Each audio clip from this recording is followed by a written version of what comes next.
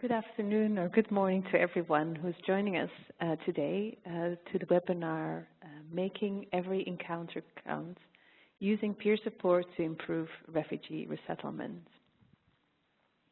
My name is Hannah Behrens, and I am the Associate Director of MPI Europe. Some first housekeeping notes that you would like to maybe consider during the event. I would like to remind everyone that the audio from the webinar will be on our website later today on migrationpolicy.org/events. Should you experience any technical problems, please email events@migrationpolicy.org. Or if you have problems hearing via the web, please dial in using the call-in information sent earlier via email. We will have a written and not a voice Q&A at the end of the call, so please type any questions you may have in the Q&A or chat box on the right side of your screen or email events@migrationpolicy.org.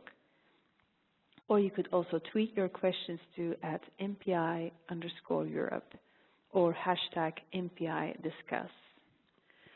Today's webinar relates to MPI's related recent report, which is called Scaling Up Refugee Resettlement in Europe, the Role of Institutional Peer Support, which was developed by myself and my colleague Alia Ahad. This was produced in the framework of EU FRANC. This is the European Union Action on Facilitating Resettlement and Refugee Admission through New Knowledge project. And this report can also be downloaded from our website, mpieurope.org. So before we start the webinar, I just want to remind everyone that if you want to submit questions in writing, you can do so through the Q&A box on the left or emailing events@migrationpolicy.org.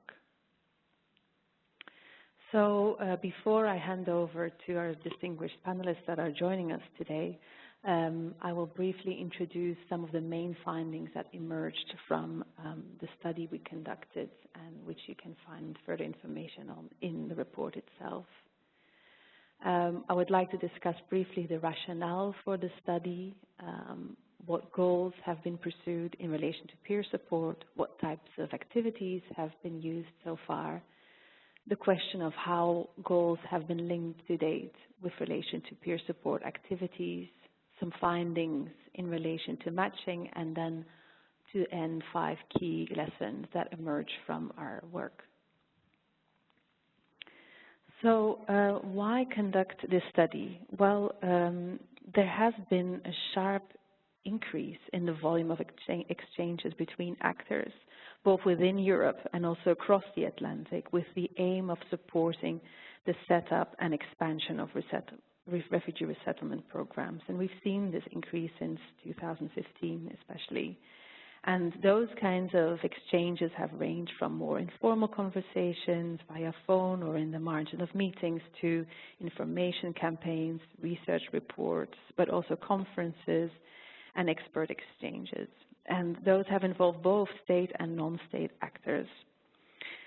But this upsurge in activity is quite unsurprising, as opening legal pathways for those in need of protection to reach Europe have really steadily increased and climbed on the agenda of both national and EU policymakers. We can think of the EU resettlement scheme or the EU-Turkey agreement, or the latest call in September from the President of the European Commission to create an additional 50,000 resettlement spots. This has led to a lot of exchanges where less inexperienced member states draw on those more experienced ones to set up new resettlement programs or to expand existing ones. But in order for those political commitments to be implemented in practice, these kinds of support activities are really quite crucial. And so we see this time and again when the EU decides to step up action in this field, that a peer support project is launched. And so the question is this an effective and cost-efficient tool to pursue? The very architecture of the EU FRANC project I was mentioning before also draws on this mechanism of peer support. So again, what could we learn as we further develop this project? And as I said before, because of the limited evidence base on what works in relation to resettlement, it's key that we understand how member state officials can best support peers to gain insight on how to expand their resettlement programs. And so if we look at what has been done in the past, our study relied both on desk research, so what kind of reports are available in relation to past peer support activities, but also conducted in the space of this project, we also conducted interviews with those who've been involved in these peer support activities, both from EU member states, the US and Canada. And so when we looked at what are the goals so far, these are often very broadly defined with less specificity in terms of desired outcomes. And those also, when it comes to the ownership of those project goals, those fluctuate among project partners. And so the question of do the activities match the goals we are pursuing is often infrequently asked. And last but not least, there's also very limited monitoring and evaluation as to the degree to which those goals have been actually achieved. And when we spoke to different officials, it's clear that when peer support activities are organized, there are 5 broad types of goals that have been discerned. So we have motivational ones, so the idea that you try to create support among member state officials or parts of the government to actually start engaging in resettlement or to do more of it. Informational goals relate more to sharing information about how to do things. Once you've then agreed that you want to engage in resettlement or do more of particular elements of it, you need the kind of operational knowledge and know-how and capacity to do that. So there's that kind of goal. And then the last 2 goals are more horizontal ones in the sense that they interlink with the previous ones. Relational is the idea that you try to foster better or more elaborate relationships between actors involved in the resettlement area, which then, for example, can help you to convince particular new states to get involved. And innovation relates more to really thinking through with your partners in resettlement how you can improve particular elements of your resettlement practice. In terms of the peer support activities, there are 5 different broad types that we have identified, and those could be more the sharing information. You meet someone at a conference and you give information on the types of resettlement activities you're currently engaged in or something new that you have tried out. Co-creating is a step further in the sense that you decide as a group of actors to actually say, well, maybe it's useful to create a database or a handbook on how to do particular elements of a resettlement program. And co-creating tools is there where you actually really think about, okay, this is a resettlement program that needs more tools to better logistically arrange parts of our missions, our selection missions, and so we're going to agree on how to best organize this or work together in this respect. Other elements relate to training and other also to mentoring, where you have a more kind of long-term involvement and you maybe second an expert from an experienced resettlement state to a less experienced one to help them as they set up a new program. And so what we saw is not only are sometimes goals left rather vague and broad, but also we saw that there's a menu of peer support activities that have emerged over time, and many agree that these are really helpful and useful, but the linking, really thinking through, okay, what are the kind of activities that will really help us to pursue our goals, that question has been less pursued. For example, a conference can be really good if you manage to get the right government actors or some charismatic speakers to maybe get new member states to think or about engaging in resettlement. But when it comes to the nitty-gritty elements of setting up a new program, this requires more investment, a longer-term investment, and somebody that you can turn to with questions maybe over a period of time. And there, a conference, for example, would be less appropriate, and it really means elements like shadowing, mentoring, and those kind of elements. So this is quite important. And the last key finding that we also had, where we thought this could really support peer support activities in the future, is really thinking through more the kind of matching of partners. So on the one thing, thinking who needs to be involved, and then once you agree on who needs to be involved, then who's going to work with one another. So in the past, this has often done in a way that it's based on existing networks, or maybe cultural affinities, more about who's willing to join rather than who should join, and it's done sometimes in a more ad hoc manner.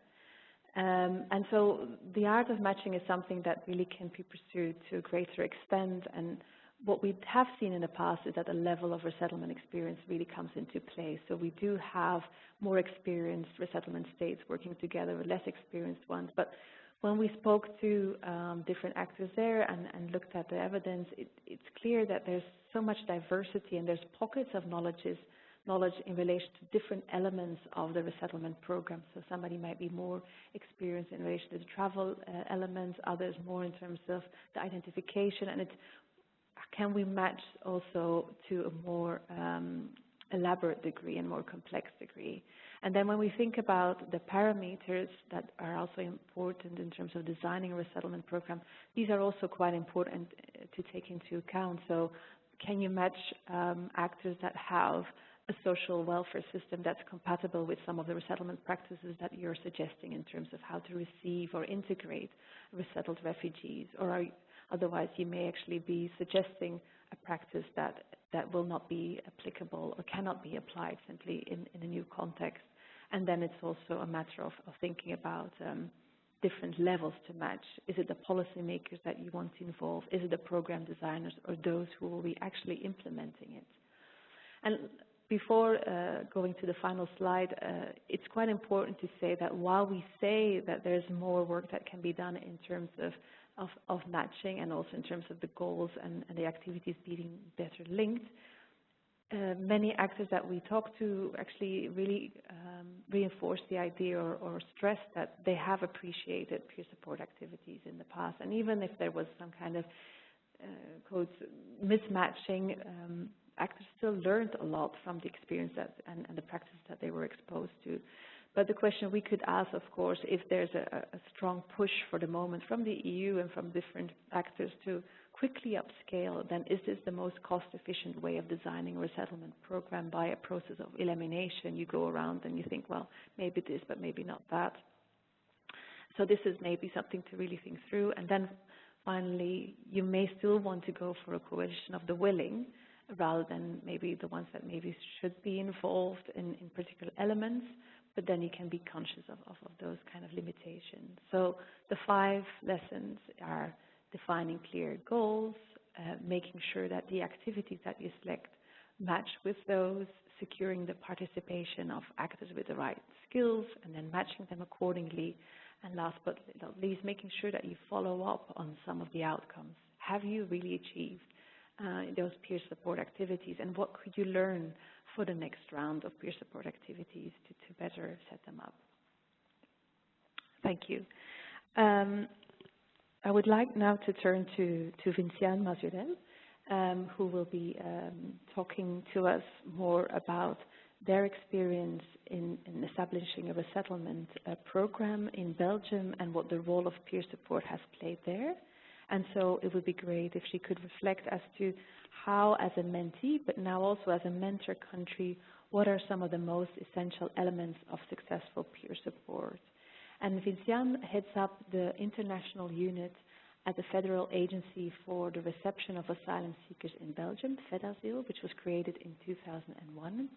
And she has worked with this organization since 2006, starting as a program manager for voluntary return in operational services. And she has worked on various strategic projects which relate to this very theme, including development of a refugee resettlement program, coordinating a pilot in 2009, and the more kind of structural program management to it.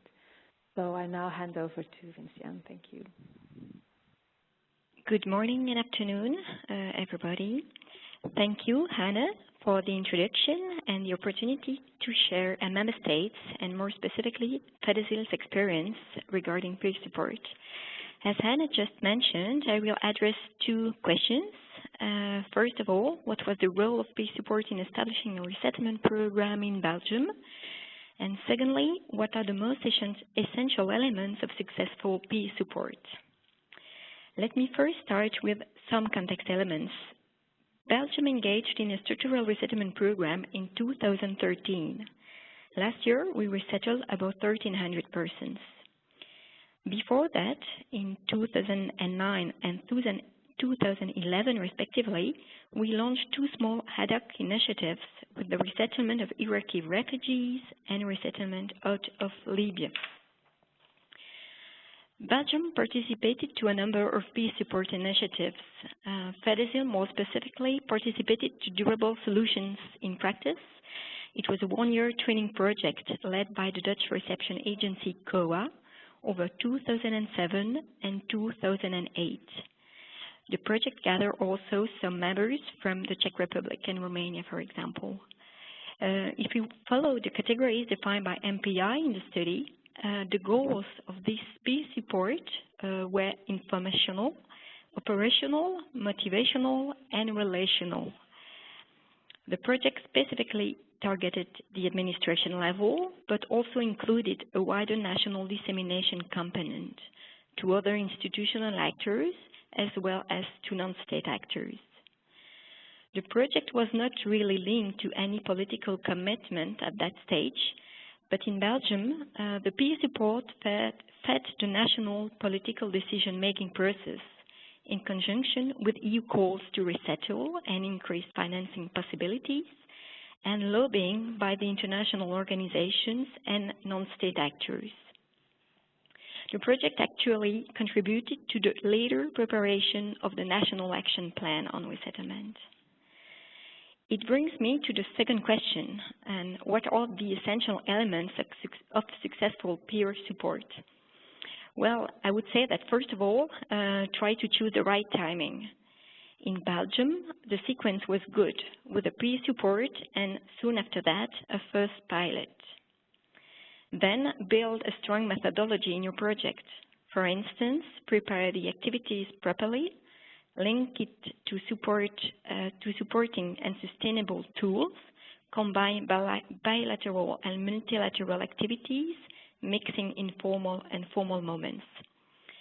Then give a model to refer and oppose to. In this case, the choice of the Dutch model was adapted for us. Even if the institutional setup differs, the reception profile and overall social welfare systems and constraints are alike in the Netherlands and Belgium. Then, I would say guarantee a proper level of involvement for the peace support. Involve appropriate institutional partners. So in that case, it was FEDASIL and CGRS, the Refugee Department. But also think about who to involve in your own organization. In Belgium, the people involved were then all included in the pilot project team with a mix of field practitioners and policy staff. Very importantly, as a mentee state, I would say link it to public strategic planning. In our case, the design of a resettlement pilot was included in FEDASIL's management plan as innovation and as such monitored. Empower the public actors to develop outreach to the wider national scene. In Belgium, for instance, the first national workshop supported by the peer project gave birth to the so-called annual resettlement stakeholders meetings that are still organized today. To conclude, and maybe more as a mentor country this time, in order to maximize learning outcomes of peer support, think about identifying converging points when peer supporting and know your peers, know your public. As a state, Also, never stop seeking peer support. I guess for us, the attention now has shifted from pure design to complementary legal pathway, implementation, evaluation, and research in the field of resettlement. Thank you. Thank you, Vinciane. I now hand over to André Baas. André Baas has been working for the European Asylum Support Office, EASO, since 2017 as a seconded national expert from the Netherlands, and he mostly works in Turkey at the EU delegation. His team is responsible for monitoring the EU-Turkey statement and with specific focus on the EU resettlement out of Turkey. And before being seconded to EASO, he was the senior officer at COA, the central agency for the reception of asylum seekers in the Netherlands. And there he was the initiator and project leader on behalf of the Ministry of Interior for changes to the model for resettlement in the Netherlands in 2010. And André, he will be taking a more kind of Europe-wide perspective to discuss the question of how effective is peer support organized between state actors at expanding or starting resettlement programs, and also what role can EASO play in fostering or participating in peer support programs. Thank you, André. Okay, Hannah, thank you. Thank you for the introduction and the invitation. Let me first divide a bit the periods of resettlement in Europe and go back to the period in the years 2006 until 2014, and also based on my personal experience in this field. So with a little bit more context, what did we see in that period? Actually, in the EU with the member states, we saw a very limited number of member states having actively a resettlement program. And also the interest to start resettlement programs for potential newcomers was relatively low. So in that period, we saw a small number of twinning projects with member states. Examples were Belgium, Vinciane mentioned, of course, the role of Belgium. Luxembourg, we saw Romania, the Czech Republic, Ireland, Spain. Those were examples. Sometimes programs are being implemented as a result of twinning. Sometimes for a short duration, and also sometimes stopped again, concluding not a very durable effect in that sense. What also was quite interesting is we've seen initiatives really from a political pressure point, one EU minister from a member state towards another, sometimes even by personal invitation to join, for example, on selection missions. And in that way, some member states were trying to persuade some other member states to get actually the first experience and maybe start up small-scale programs. And some of these requests of twinning or peer support were not shaped around any political or policy willingness. Sometimes it was resulting in, let's say, ad hoc and sometimes nice to experience peer support abroad, which in one way, I think was a good thing. On the other hand, if there's not a concrete aim at the end, you know, how effective is it? I mentioned also, I think, by Hannah, you saw concrete examples in those periods, how it was organized. You saw member states joining selection missions, joining cultural orientation trainings, organizing national debate roundtables, trying to engage state actors with non-state actors. But interestingly enough, hardly and maybe no approach in the sense of having a complete conceptual approach on the whole resettlement process. Everything was pretty fragmented in that sense.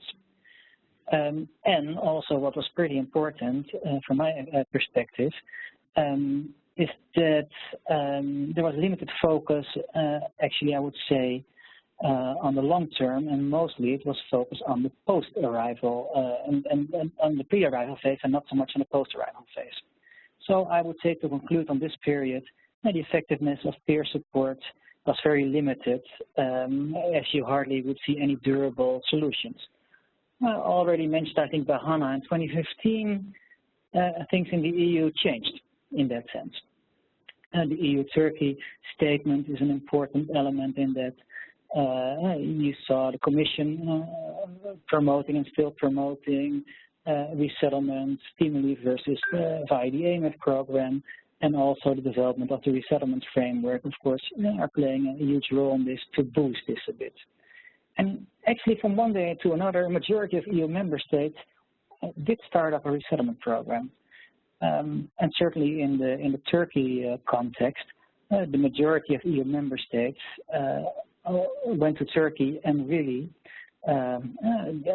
obtained their first real-time experience on resettlement.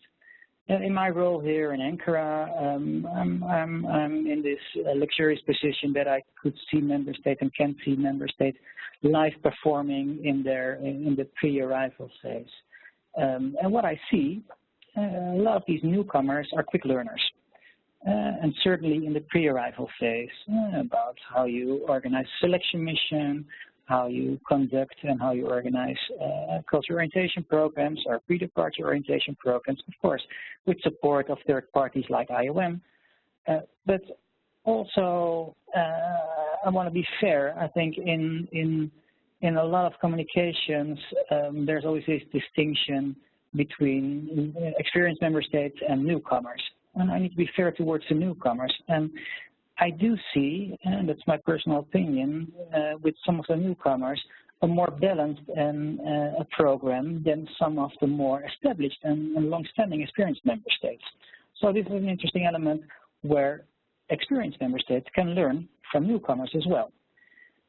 On the other hand, resettlement is so much more than just a selection process or a pre-departure process. While the focus of the design of programs is seen mostly around this phase, while the big challenges are mostly seen, I would say, in the post-arrival phase. There you see the long-term effects, not so much in the first phase. Yes, I agree. There have been some peer support activities, but in my opinion, still very limited. While potentially there are a lot of experience, often new ones, which could be very valuable, which member states, in my opinion, should share amongst each other. And so far, as I said, if peer-to-peer support is given, then it mostly focuses on one or two elements in the whole process, but hardly in any evaluation or design of a complete model or a concept of resettlement. While this is crucial, I think, to maintain durable support for resettlement programs, since resettlement is some kind of a program with a high visibility, and sometimes in a negative and sometimes, of course, in a positive way. It depends a bit on the political debate on a national level. So this is a very important reason why you need to focus more on durable effects for further public and political support at the end of the day. Effectiveness also in this period, from 2015 to 2018, of peer support, I would say still is limited, but of course we are getting somewhere. I think the EU Frank project is a good initiative to promote peer-to-peer support, but so much more can be done.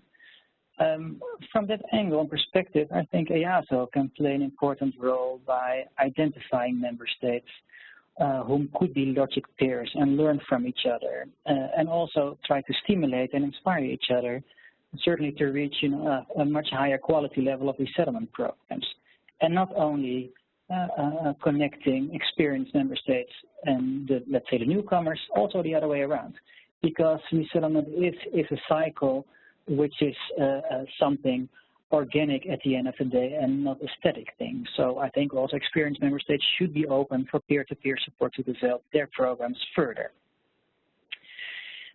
And of course, EASO is more than willing to play that role as an important driving force in the peer-to-peer support. I think important to keep in mind is that also it should be a member state-driven process as well, where EASO can support this and facilitate this and offer concrete support via expertise. And as I said, naturally also in the complete design of programs and not only focusing on fragmented parts of the resettlement process. Important, in my opinion, as well is that you cannot just link up every member state with just another member state. It requires a bit of thinking. Some national contexts are so different. If you even only would think about the social welfare systems, if you would compare them within EU member states, those are different. And also simply if you think about availability of resources. So you need to think a bit that some potential peer-to-peer combinations might be very logical and others might not be at all. So it is challenging to link the right EU member states to another to be very effective in the end, but not impossible at all, in my opinion. It is needed to really move to create impulses within EU member states to reach and implement successful and durable resettlement programs. Actually, we need to move from ad hoc approaches towards sustainability, and that's why there's so much knowledge, I think, available. The trick is how can we make this knowledge available for all EU member states? Thank you. Thank you, André. I now hand over to Kate O'Malley. She's the Senior Consultant on Resettlement Partnerships at the United Nations High Commissioner for Refugees, UNHCR. And prior to this, she directed the Global Resettlement as Deputy Director of UNHCR's Division of International Protection based in Geneva. She also brings over 20 years' experience in the Australian government, working in both migration and foreign affairs portfolios. I now hand over to Kate, and she will explore the question of how successful is peer support in creating soft power to promote resettlement and in fostering the feeling of a global resettlement community. And also the question of when is peer support the solution and what alternative sources of information and capacity building are there for countries who are looking to start or further expand their resettlement program. Kate, over to you. Thank you. Thanks, Hannah. I'll start just with a focus on the first question, and thank you very much also for the report, which I think is really interesting in terms of putting a frame around the type of work that has actually been going on relatively organically over a fairly extended period of time for those who've worked in resettlement, and it's interesting to see the extent actually that it's evolved out into sort of such a sophisticated state of play, despite the fact that there's probably some more work to do in terms of harmonizing approaches and perhaps refining some of those approaches. But I think just in relation to the interesting question about whether or not peer support can actually create, has a sort of soft power capability, I think to some extent it certainly does. When we look at both government-to-government peer support, but also when we look at how civil society supports each other under the same types of frameworks.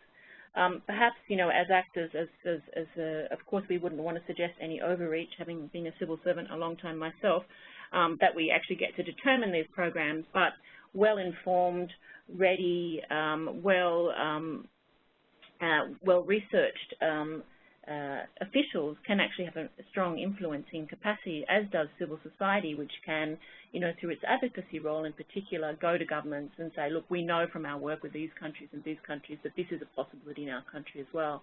So I think that it can have quite an influential impact, even if we're not at the political level and making those particular decisions. Just going back to some of my own experience, I had worked I guess in the late 2000, maybe 2008, 2009, in twinning with both Argentina and Romania, and also and again probably with many of the characteristics that Andre described. Perhaps we didn't quite know what we were doing. Perhaps there was dimensions of it that were less structured, and the impact was less than it could have been. But I think in terms of the motivational dimension, and really the exposure to some of the practices which have been well built out in the Australian context, actually mostly about post-arrival, not pre-arrival, I think that it was still a very powerful experience. But I also would say, as someone who went to ATCR, these annual tripartite consultations on resettlement organized by UNHCR and member state chair, how important that was for fostering that feeling of global resettlement community. And of course, a lot of work now is done within the context of the EU, and a lot of partnerships are occurring and peer support is occurring within that context. But it's also interesting to sort of know what the different parts of the world have been doing and how they can support each other and bring that expertise and spread that expertise more globally. And as someone who was, worked on the national resettlement program for a long time, I really found coming to that to the ATCR, the working group meetings, which had a more refined agenda, and the core group meetings, which came around a particular situational context, like Bhutanese in Nepal, the Syrians, for example, really helpful in terms of just gradually building out a broader understanding of the way states across the board were approaching that. I can also say that also created a nice, healthy level of competition between states, which also has, to some extent, can be a sort of soft power influence. And I think of some of the competition that used to happen with Canada around the numbers with Australia, and a sense that, we could use each other sort of to bounce off at the political level, that competition to the top positions on being, sort of significant resettlement countries. In terms of the second question, is peer support the solution and what alternatives? I mean, I just want to say that I think peer support is absolutely part of the solution. But it's also interesting to think about who are our peers. And I know very much you've focused, on the state-to-state support, but, of course, in the context of resettlement, UNHCR is also a peer. And in the co-design process, but also from pre-arrival, but also sort of post-arrival. And our other peers, of course, are those in civil society who are so absolutely active in the role of resettlement. But it's probably only a part of that role, because at the end of the day, it's the national actors that become the focus for us, and it's about building out all of the infrastructure that needs to be designed at the national level, having really good, strong stakeholder support and mechanisms to support those stakeholders. But it's certainly encouraging to see how much infrastructure there is now in place in this area, especially in the EU, the European Resettlement Network, EU-FRANC, the work that EASO continues to do to bring states together. In terms of two other areas, I think, which UNHCR-supported exercises, one is the Emerging Resettlement Country Mechanism, which has been working mostly to date in Latin America, and the other one being an example of a more targeted area of work on the Global Refugee Sponsorship Initiative, which the Canadian government is spearheading. And I think what both of those mechanisms do, and this is based on that sort of experience that's sort of perhaps not formally evaluated, but sort of intuitively understood of a more organic approach, that both of these mechanisms are sort of trying to put more structure around what peer support could look like. And really drilling down into a more granular level in a matching sense. The ERCM has a mapping of experts where the idea really was, we know that there's expertise, for example, in psychosocial support.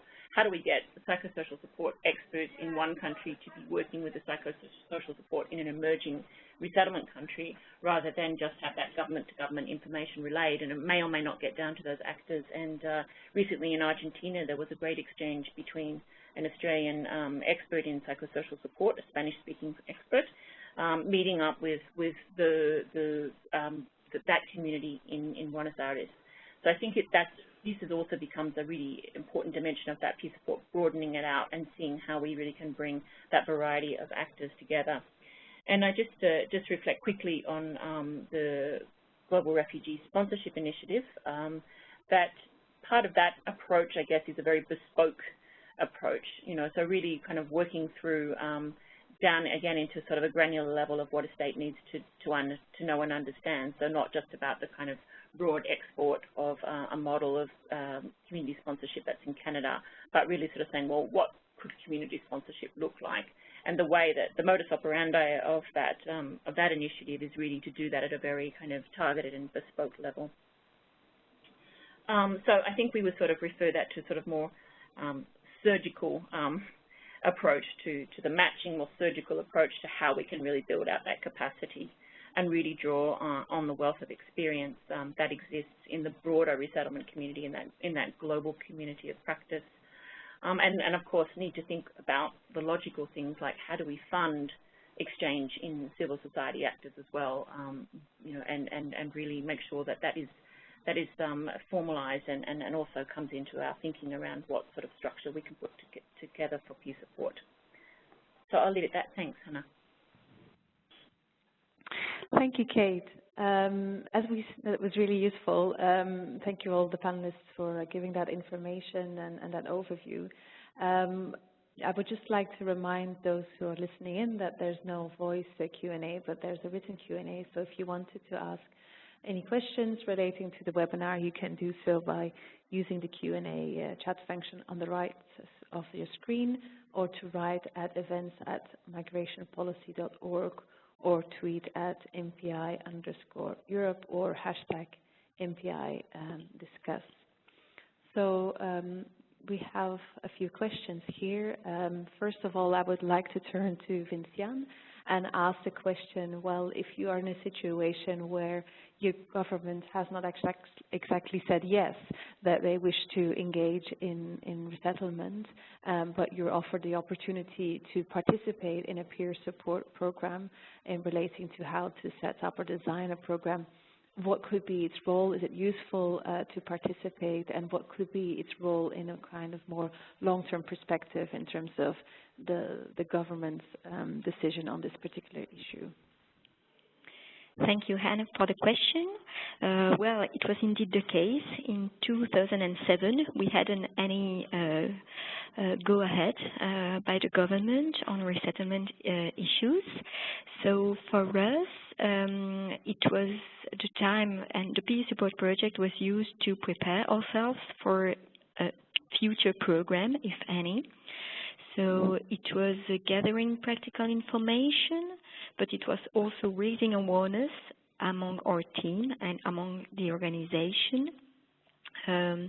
What we did also was to analyze all the operational processes of the Dutch colleague on the whole resettlement chain, and actually we started to a translation exercise in a Belgian context, what would work or not, based on existing services, for example, which coordination mechanisms to put in place. We started to link with different actors as well, and we identified the roles and the different competencies of the actors. Actually, we started to brainstorm on the architecture in a national context with different stakeholders. And when the decision was made at the political level, actually we had all the elements of a first action plan ready. What we did also was to communicate the results of the project internally at our direction board, for example, but also to the decision makers, also to promote the use of resettlement at the national level. So I would say that it was important to link it with the goals of the peer support, and it is also linked to the learning styles of the organizations, I would say.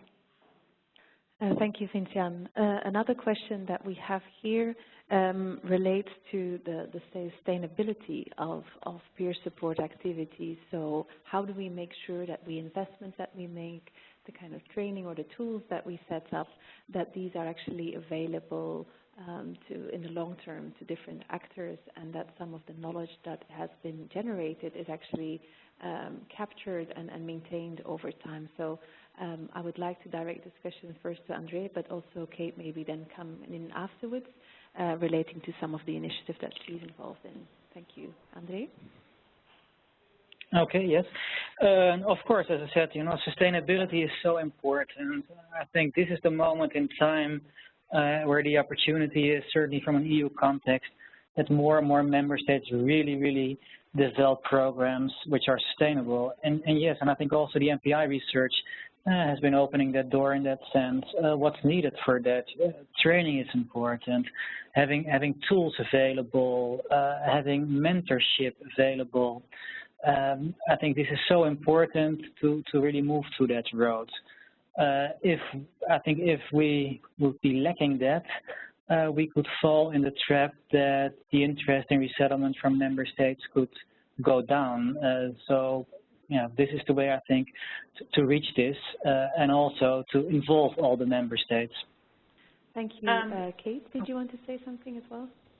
Yeah, I'll just add very much along the lines that André just said. I mean, it's really about how do we capture it.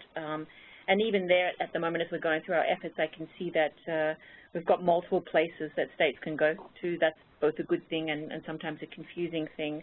Certainly, in terms of the Global Refugee Sponsorship Initiative, there's quite a comprehensive online handbook, and the ERCM is also producing fit-for-purpose training for new states, thinking about this at the global level, obviously not just within the EU level. And I think we're all borrowing from each other very openly and I think constructively through EU Frank, how we can put the same messaging into different contexts.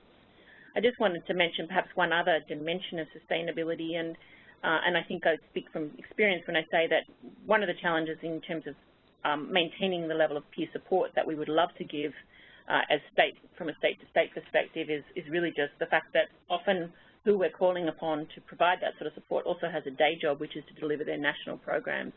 So it is really good to think about how we can, have good documentation that can be good reference points for those actors, so that when that peer-to-peer support happens, it's targeted and really optimizes the time that we have those states experts. And as you mentioned, Hannah, if you want to have peer-to-peer support, you kind of want to put the experts on the job, but they often also are absolutely critical to delivering on the national level. So I think the extent to which resources and tools and reference points are available can make that more effective. Thank you, Kate. We actually have a follow-up question that relates to that. It's like you say, indeed, this is something we also came across often in our interviews, that indeed there's this interest and there's a commitment to support other member states as they think through their decisions on how to set up their particular program, the kind of next decisions that they need to make in that respect. But as you say, they also have their own portfolio and their tasks that they have to engage with. But what we do see is sometimes next to activities such as shadowing, that member states actually second experts that actually can go to and spend for 1 or 2 months or something like that with a particular country as they go through that whole decision-making process and start to set up the first steps in that direction of setting up a program. So I was wondering whether you could, based on your experience, elaborate a bit more on how often that happens, because our inputs or our findings suggest that this is, of course, a very resource-intensive thing. It requires somebody actually being sent away for a particular time period. And so while it seems to be very valuable for those who are setting up a program, it might be quite a difficult one. So I was wondering if you could give some more information about that. Perhaps, Andre, you might want to speak more on that. Oh, yeah, sure. Okay. No, I think this is a very interesting way of seconding individuals and let them learn for a longer period than just a short visit of a couple of days, but indeed being seconded for a month, 2 months, 3 months. What I think and I think it would be very beneficial, I think there is a bit of a trap in such an approach, is always translation needs to be made towards an institutional memory at the end of the day, and not towards a personal memory. I did see some examples with some investment in, let's say, based on an individual approach, but unfortunately when those individuals leave, it's not really brought into the organization. So I think this is really one of the things to be aware of, that experience should be brought into institutions at the end of the day and not stick around with persons. Because if it sticks around persons, then you need to start over all over again if you would use a similar approach. Thank you, Andre. A final question we have here is relates to what are some of the key areas that you, based on your experience, have identified in terms of what are some of the key needs that upcoming or emerging resettlement states are facing. Andre, you already referred to the fact that there are quick learners in terms of the first phases, but that in relation to maybe the latter phases of the resettlement process, that there's more information needed. I would invite all 3 speakers to come in and maybe on the basis of your involvement in peer support activities to identify what are some of the key areas that peer support programs should be turning towards in the next couple of weeks, months, or years. Thank you. I can start. It's Kate. Perhaps I'll just throw out a few ideas. Certainly, it's been very interesting working in the context of the emerging resettlement country mechanism, and looking at some of the things that come up for governments that I think we don't necessarily always pay attention to. but communications being one of them, you know, preparing the communities and building out welcoming communities and really starting at that community end. That was certainly some of the preoccupation of our new states, because then, of course, building that public support, building subsequently then the political support. And I think the other thing is really mapping out and understanding the stakeholders. So for countries that haven't done resettlement before, you know, are there existing stakeholders that can come to the table around resettlement that may have, you know, been already working in other areas of refugee protection or migration, and really trying to map out who will be coming around this exercise with you and who can you draw on. So I think there were two areas that we've done quite a bit of specific work with some of the new countries. Okay, this is Andre. To add to what Kate has been mentioning, communication is crucial. I think what really is needed in maybe a proportional number of member states is to communicate on resettlement, and certainly on the post-arrival phase. At the end of the day, it's about successes of integration, if we would go that path, which are pretty crucial, you know, for creating sustainable programs. And that's, of course, a very challenging one. And also, then you need to sell the message, I think, to the public. What I've seen so far is a lot of focus, as I said also earlier, on the pre-arrival phase, but pretty limited on the post-arrival phase. What I should say is if member states which are in a further thinking process, please start your thinking process backwards. Think about where you would like your program to end. When is your program successful? And that never starts with a selection process. No, it starts at the end of the day with integration, whatever definition that might give. But still think backwards in your program, and then go all the steps all the way towards the selection moment of the resettlement process. Vinciane, did you want to come in? Yeah, thank you. Well, I will speak from the angle of a public actor. I would say that key areas for us were also the public financing issue, because it was also key for us to link it to the more general reception system, for example, an asylum framework. Also, the need for flexibility in a resettlement program. So even if we start with very small numbers, for example, in the framework of a pilot, the issues around flexibility and how to guarantee that the program keeps running, even if you have different kind of risk when you are working on several countries, for example, asylum countries. And the balance between flexibility on the one hand and on the other hand, the quality of the program. So to me, that's also key issues in peer support.